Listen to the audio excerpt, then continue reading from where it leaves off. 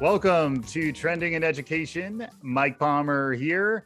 Today, we're going to be talking about school climate and wellness. We're going to be talking about social emotional learning, and we're going to be putting that in the context of the great city of New York that I love. I'm really pleased today to be joined by two guests, one of whom our listeners should be familiar with. We have David Adams, who is the CEO of the Urban Assembly. David's been on the show twice before. This is now his third appearance.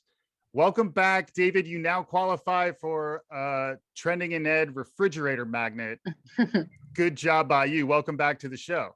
Thanks, Mike. Just when you retire my number, let the folks know that I broke the records and that I deserve that opportunity. So thanks for bringing me back. Awesome.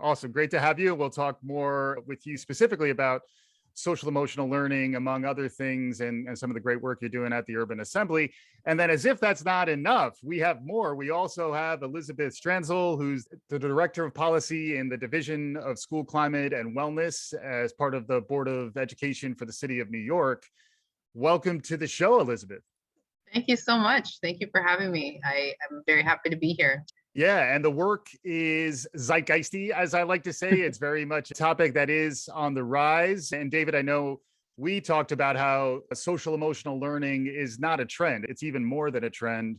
And there's a lot that we're going to want to get into, even around the backlash against social emotional learning and some of that trend, which is really surprising, but also worth maybe a little bit more of our attention in a bit. Before we get to that, we normally ask our guests for their origin stories. I think I'll begin with you, Elizabeth, because it's your first appearance, and then we can get the lightning version of David's origin story for folks who may not have heard him on the show before.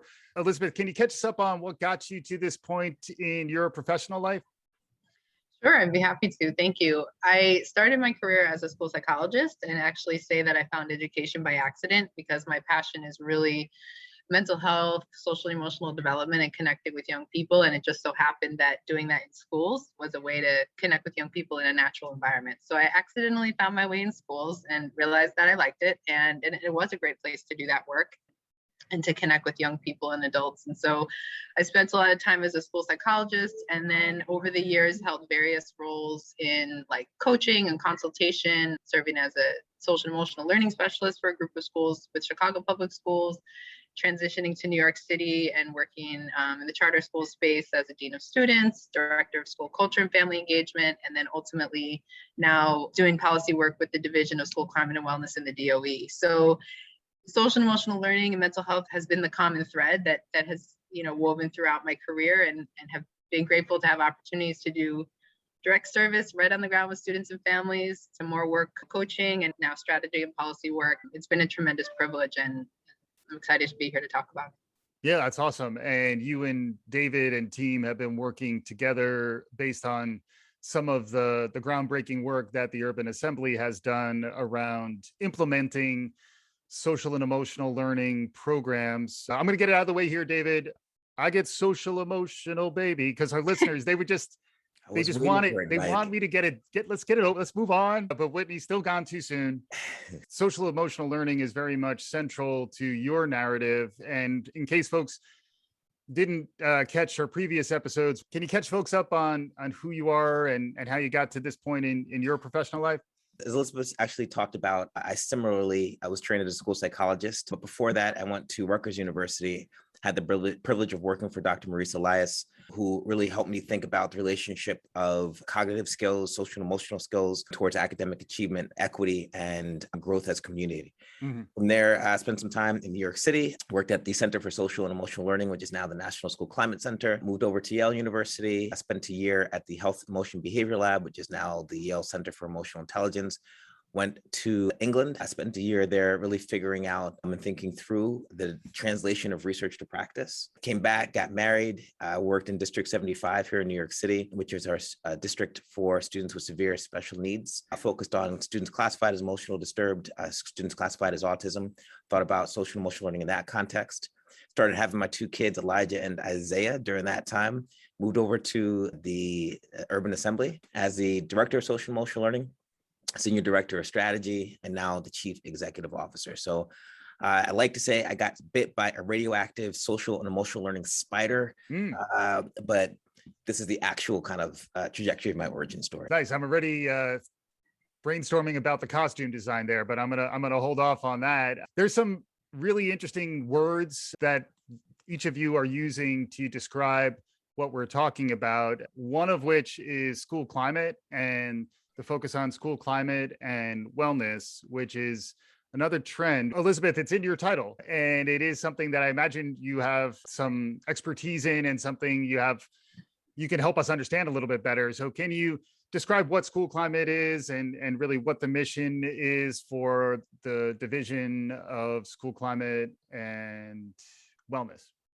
Yes, absolutely. So our division and the way that we define school climate and wellness within our division is that we are organized around the concept of supporting the whole child. So attending to the social, emotional, physical, and mental health needs that young people have, and supporting them as people and centering their humanity in the learning experience. And so our mission as a division is to ensure that schools are safe, supportive, affirming environments that to create the conditions for young people to thrive academically, socially, and emotionally.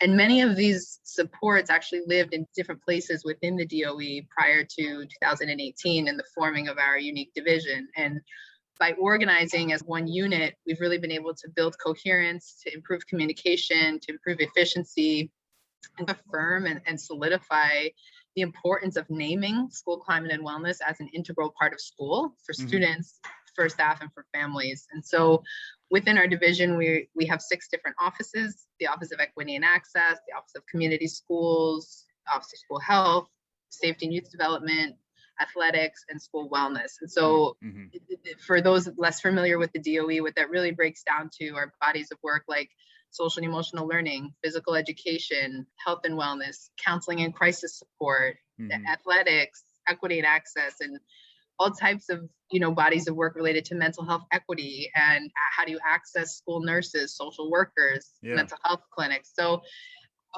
it's really about supporting the whole child, about understanding that students are people and learners and people first. And so as an office, we exist to strengthen the assets that young people bring into the community and to ensure that they have the tools and resources to thrive as students, as friends, and ultimately as professionals and members of their community in the future. Makes a lot of sense. That sounds non-controversial to be in support of these objectives. And then in particular, over the last few years, the awareness of the trauma that everyone's been going through and the importance of grace, the importance of empathy are trends that I've been hearing many more folks talk about these days. At the same time, there has been the culture war aspect of educational policy that I was hoping social emotional learning would be able to be outside of, and that it's something that everyone would supporting the whole child, as you're saying, Elizabeth. But unfortunately, there are cases now where SEL, like other TLAs, 3-letter acronyms, are becoming part of the culture war that is out there. David, you recently wrote a piece in the Daily News that's nice read that I'll be sharing out to our listeners. Hopefully folks get a chance to check that out, or even check it out while you're listening. But can you catch us up on where we are today around SEL and how in some ways it's been brought into the polarization and more rancorous public discourse around education these days? I absolutely can, Mike. So the first thing I'll say is that social emotional learning has a rich body of literature behind it in terms of research, helping us to really ground the work that we're doing in science. Just to jump in, it's like you have the receipts, like you can show your work. Yes.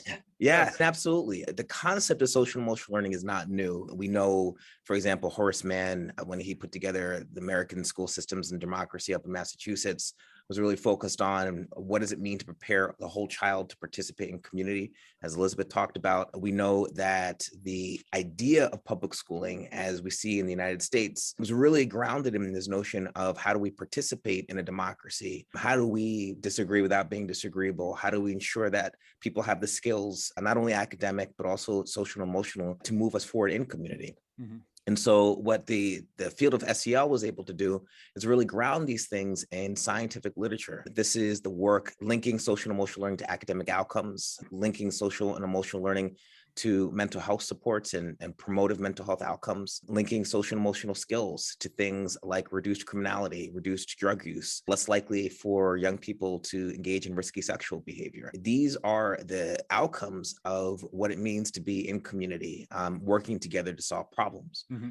And so what we're seeing is we're seeing folks who are looking at this idea of social and emotional learning and trying to divorce the role of schools in promoting community by saying that we should only be teaching math and science, by only teaching reading, and that everything else belongs to parents, separating schools from our community. Mm-hmm. And we know there's a rich tradition of local control for schools. Mm-hmm. We have boards of education across the country that are locally elected, that represent local interests. Most of the power for education comes at the state level, not the federal government. And these are all reflective of local control in education.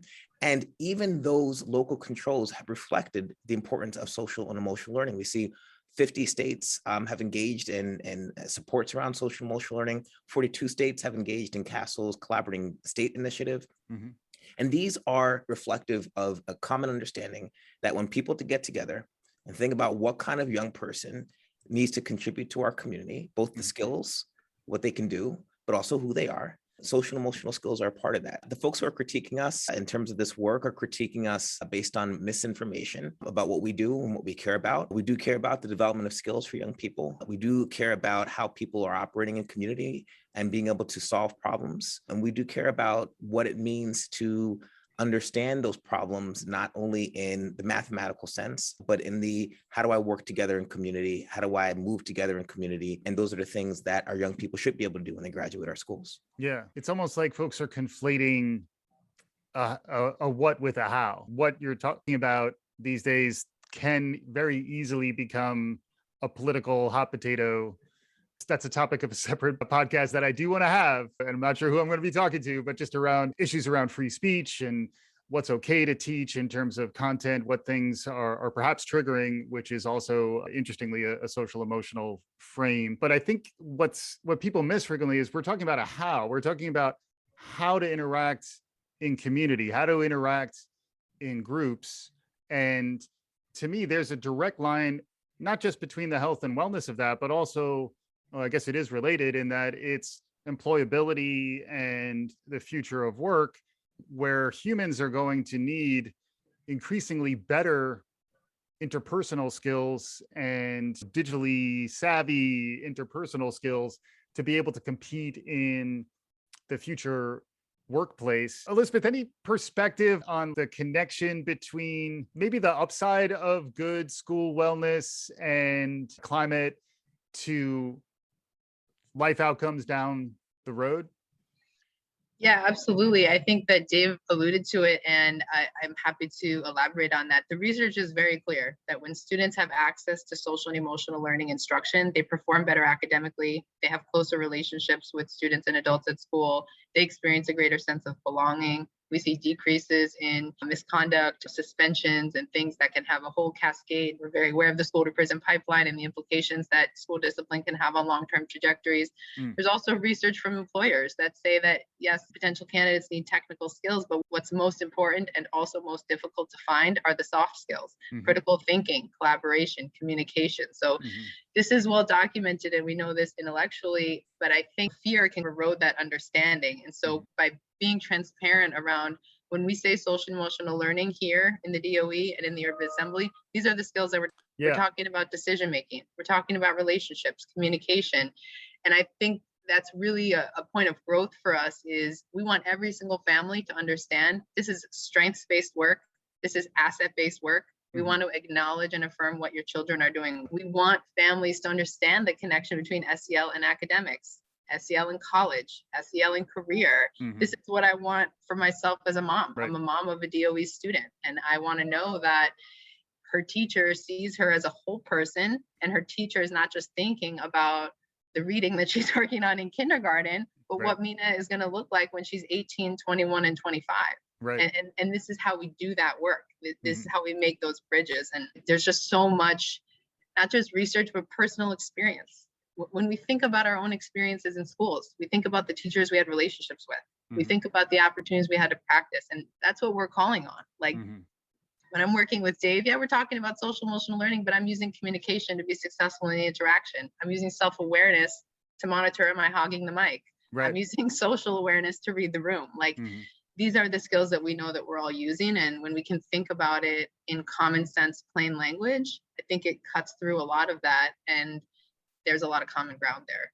Yeah, I'm glad you got into some of the specifics too, because that was something that struck me in the previous conversations that I had with David. And some folks will just drop SEL bombs and act as though everyone, clearly what I mean when I say SEL, where what I've been struck by, and I know there's an assessment now that is being used to assess how strong and resilient our kids are in schools, which is one of the next topics I wanted to get into, maybe with you, David. But just generally speaking, the specificity of what SEL is as described by Castle and this body of research is where I think ultimately spreading the good information about what it actually is should help dispel some of that misinformation and get this back safely into a non-controversial, let's help lift up all of our kids with better practices. Practice? We're talking about practice. But thoughts on this, on how to spell out some of the specificity and how you were able to turn this into something that's a little bit more measurable? Well, first, I just want to shout out Elizabeth because she really does a good job at identifying and demystifying some of these ideas. The Fordham Institute had put out recently a report that said that when parents are exposed to some of the specifics of what social emotional learning is, support goes up very strongly. And so there's an idea, as you said, Mike, about social emotional learning, but then there's specifics. And so as with the Urban Assembly, we talk about interpersonal skills, things like communication, relationship skills, intrapersonal skills. That's how am I feeling, my self-awareness, my self-management. And all these things are about solving problems. And so when we graduate young people and when we work with other organizations to help them think about how they want to graduate young people, the focus is on how do we graduate young people who can solve problems? And I went to a school the other day and I asked them, what kind of problems do you solve? And they said, like math problems. I was like, yeah, okay.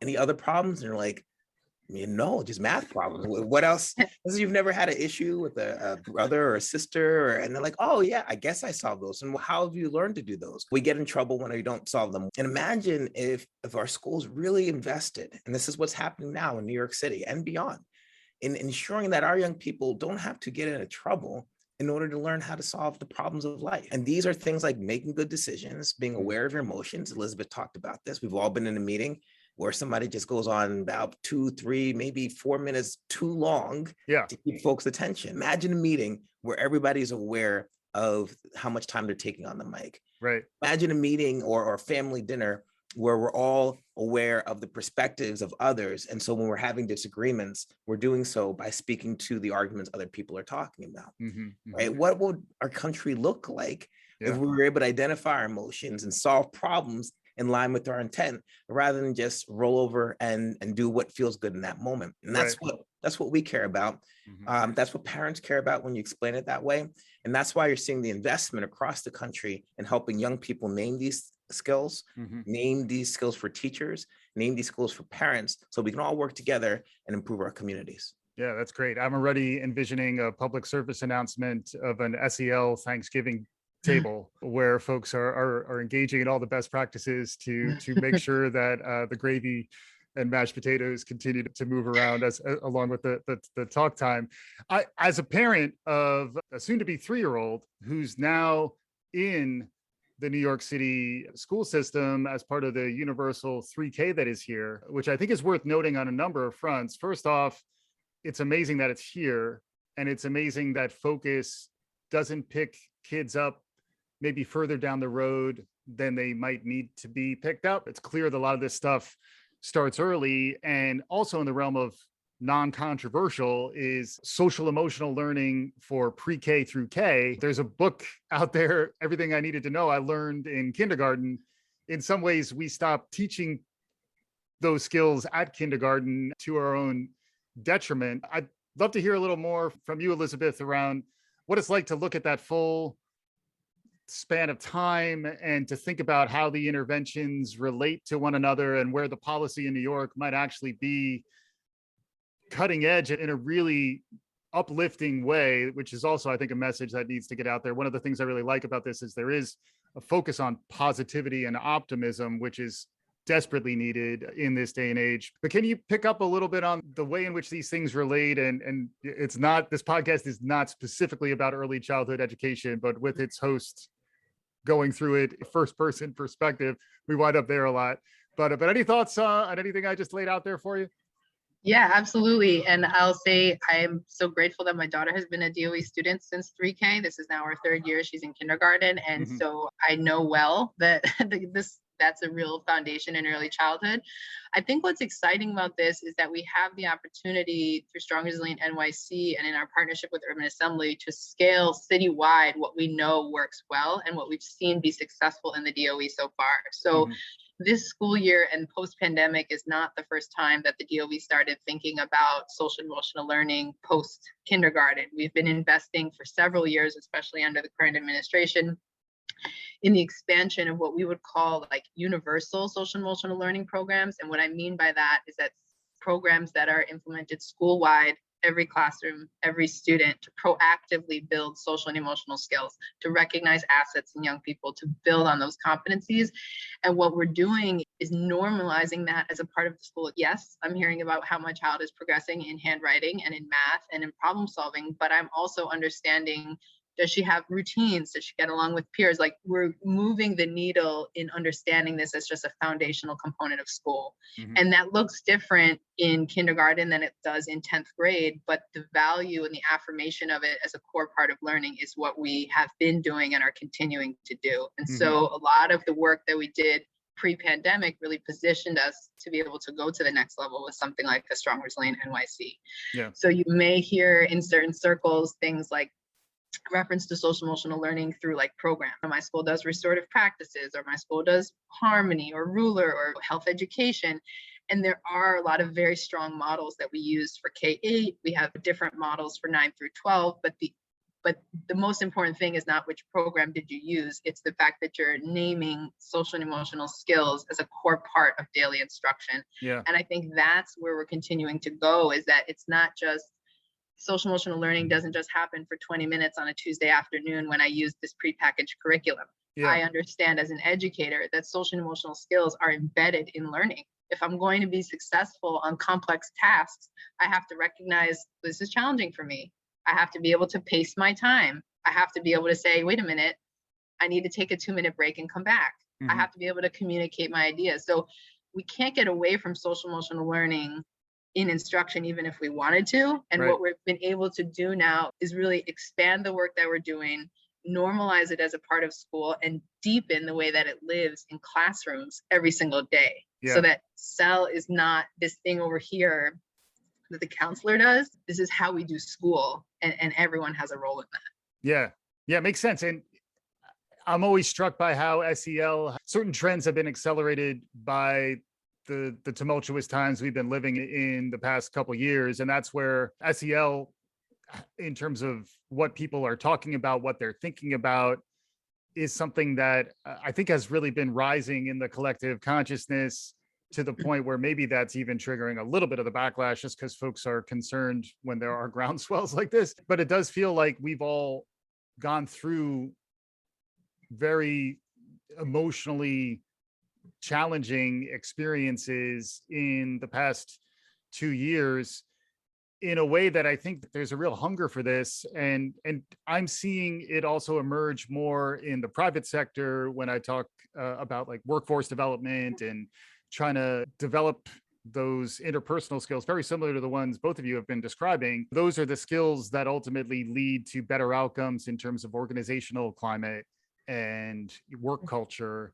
And it's an interesting time to try to divorce that from our K-12 system, where like at some point someone's going to have to pick up the ball. And from what I've seen, higher ed is not in a much better position to smooth that training set out, which basically leaves it to employers who in many cases may wind up not hiring someone who lacks this skill set or this mindset, even more so than the skill set. And then David, you've been closer to the assessment side. You've been working with educators who are now implementing the program and understanding what's working. There's a screener out there now. It's a good screener in this case. It's not about not including people. It's more about understanding the strengths that we can build on as a foundation. Can you describe what's going on in terms of how you're measuring how things are working, and then maybe a little bit of the teacher response?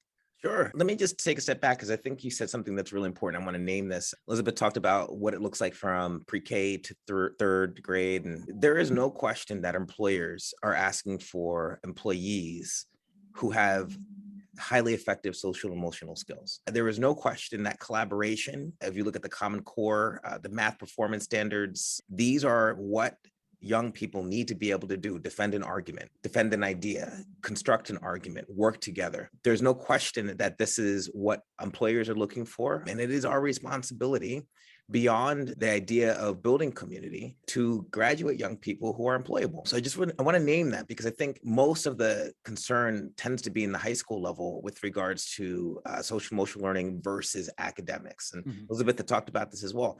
All academics involve social and emotional skills. Most instructional approaches activate social emotional competencies, and some students are at a much higher disadvantage for not having been exposed to those competencies in a way that would allow us to all be on the same playing field because we understand the interactions and processes that are occurring. Just a quick pieces on those ideas. I think the employability matters. I think all instructional approaches are social emotional, and I think the better we are naming these things, the easier it is for teachers and students to be successful at it. Yeah. I'm going to use this to segue into our assessment that we're talking about. So I've been working very closely with the Department of Education on Strong, Resilient NYC. And the goal of Strong, Resilient NYC is really to have young people and teachers elevate the social and emotional strengths that they have, enhance those strengths, develop opportunities for growth, and then ensure that schools are organized around multi-tiered systems of support to identify and support students across those range of social and emotional competency. So if you have a student with a strength in personal responsibility, for example, how is that student interacting and supporting the rest of the classroom around developing that competency? If you have a student who may be in need of more support for self-management, what are the supports that the schools have in place to make that happen? So our goal is to ensure that we name these things. And I want to talk about what it means to name, right?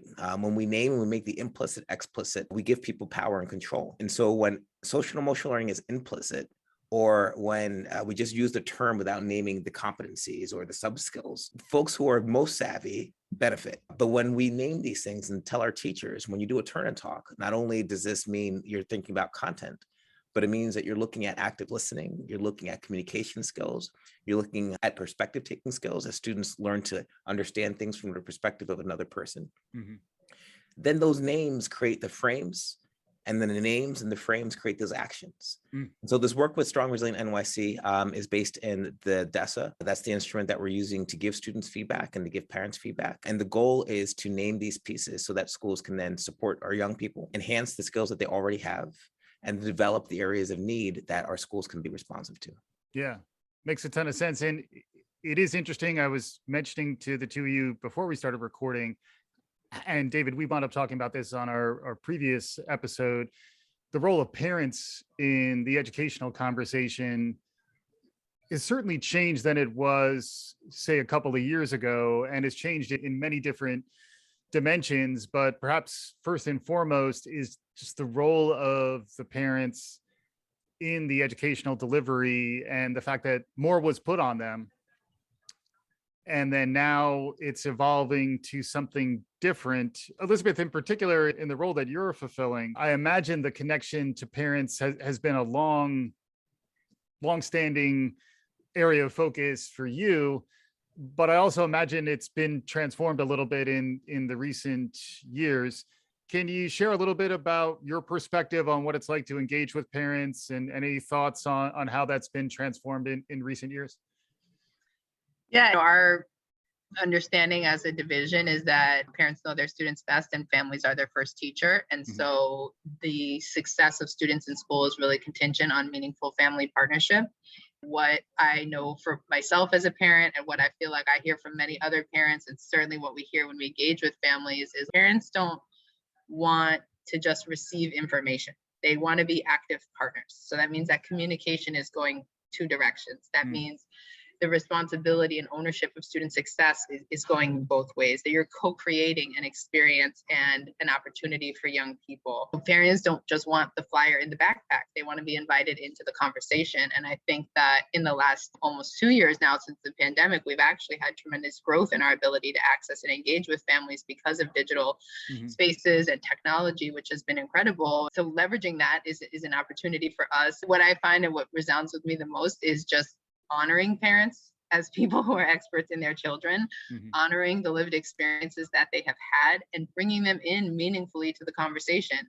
Family engagement is going to look different culturally. It's going to look different based on the age of a child. It's going to look different for a single working mom than it is someone in different circumstances. So it looks different, but we have to be grounded in the value that families are assets and that they can help us to elevate the assets of young people. And Mhm. so whether we're talking about an assessment or we're talking about social emotional learning more broadly, like how are you intentionally and thoughtfully creating a two-directional system for families to offer what they know about young people and to contribute to the community. Something that we did in the past year that was tremendous was we launched something called the Family and Community Wellness Collective in partnership with parent and family advocates, where we have family members and parents who are trained as ambassadors of mental health and social emotional learning, providing support directly to their schools. There is this huge universe of families that want to be partners and that have so much to contribute. And I think what the past nearly 2 years and beyond has taught us is to be more creative in leveraging those resources and seeing how much richer the support is as a result. Yeah.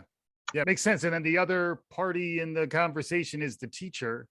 Mhm. And David, I know you work with many different teachers across Urban Assembly, I believe 23 schools. So it's a really big network of teachers out there. And I know a big part of your job is visiting the schools and engaging in the school culture and helping to train and keep the teachers motivated. It's a really hard time to be an educator. And as someone who's focused on social emotional health and wellness, how do we make sure that our teachers are getting the support that they need in this time where they're fulfilling such a critical role and it's a not an easy job?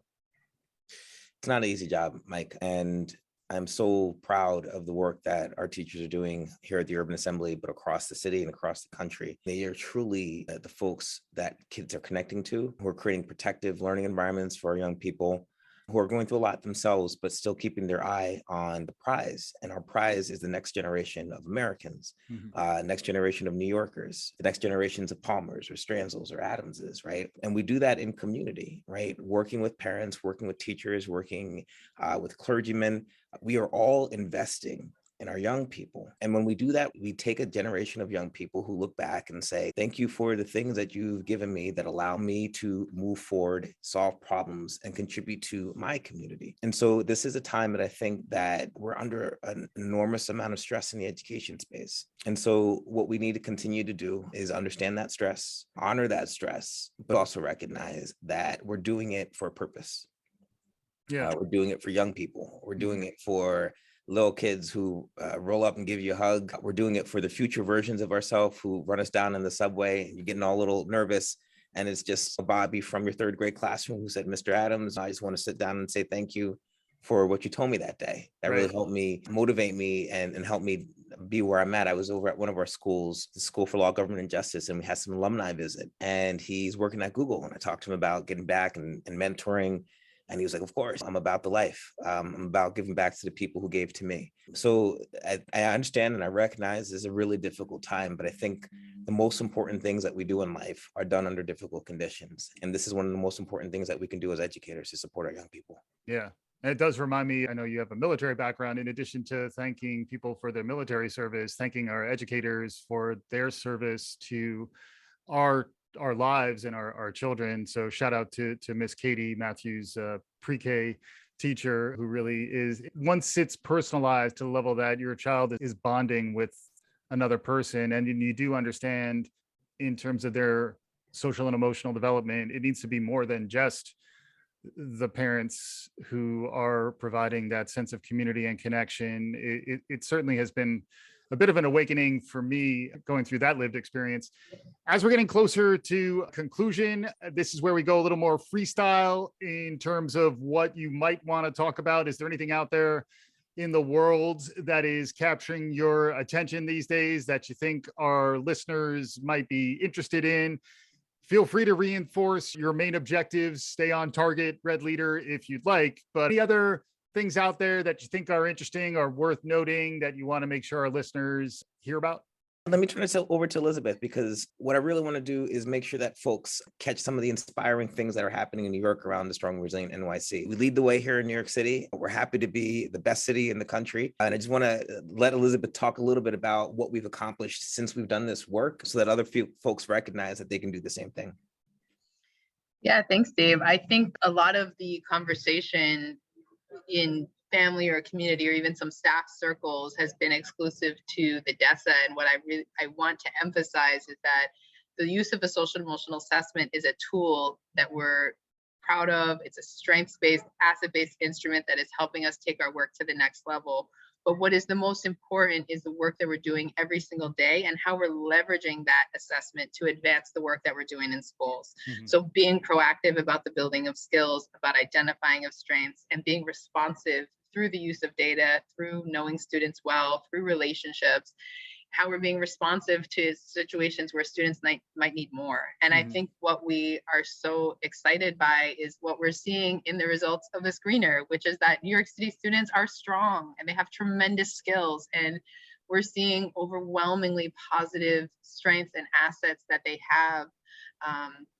We are seeing the greatest areas of strength in their social and relationship skills, which was not a huge surprise for us, because as a school system, we've been investing in restorative practices and other circle practices, community relationship building practices. So we felt really affirmed by that. And we're grateful for the opportunity to be able to identify areas for growth and how we can lean in and what there is to focus on. So the biggest success is in seeing the strengths of our young people. We have seen incredibly innovative practices from teachers and from schools. We've had over 70,000 staff members participate in professional learning, which is incredible. We have been able to administer the assessment to over 90% of eligible students, which is tremendous. Developing a common language around social emotional learning in a system of this size is just unprecedented and something that really positions us to go to the next level, because we are now norming this as part of the conversation in schools. And so we're just so excited. There's so many more resources and tools to come. We're envisioning lesson plans and classroom practices and goal setting templates. There's just so much. Like, this is just so exciting for us. And we're so inspired by the way that our teachers and educators have shown up and continue to show up for young people and their social emotional skills. We're affirmed and excited about the strengths that our young people have. And we really just look forward to deepening the work and doing that work in partnership with the Urban Assembly, in partnership with families and communities, and seeing just the unlimited potential that our young people have when they're supported is so exciting for us. Yeah, that's great. And in some ways you need the resistance, the pressure test in some ways to demonstrate your resilience. And in some ways, the fact that we've gone through this collective ordeal, perhaps it is a silver lining, a ray of hope there, is that it's giving us an opportunity to come to an awakening around SEL and figure out how to support the resilience that's there, the resilience that those of us who love the city of New York really believe in our core is part of what makes the city great. And makes everywhere great. We're not just a New York City podcast. We're approaching our conclusion here. Thanks again, David Adams and Elizabeth Stanzel, for joining me on Trending in Education today. Thanks for having me, Mike. Look forward to seeing you again. Remember, my number's up in the rafters, so you can take it down when I'm going to show you again. Awesome. And Elizabeth, thank you so much for having me. It's been incredible to be part of the conversation. It's a privilege to do the work, and I look forward to the opportunity to come back again. Awesome. And hopefully our listeners will check out our show page where we'll include all the relevant links to the Urban Assembly and the work that Elizabeth is doing with a strong and resilient NYC for the city of New York. And if you're curious about social emotional learning, Castle, if you're thinking about trends, LL Cool J famously said, don't call it a comeback. You might even want to say, don't call it a trend. It's something that's even bigger, and hopefully it's a rising tide that folks are awakening to. Hopefully our listeners are enjoying what we're hearing. If you like what you're hearing, share the show with a friend, write us a review, share the good word. We'll be back again soon. This is Trending in Education.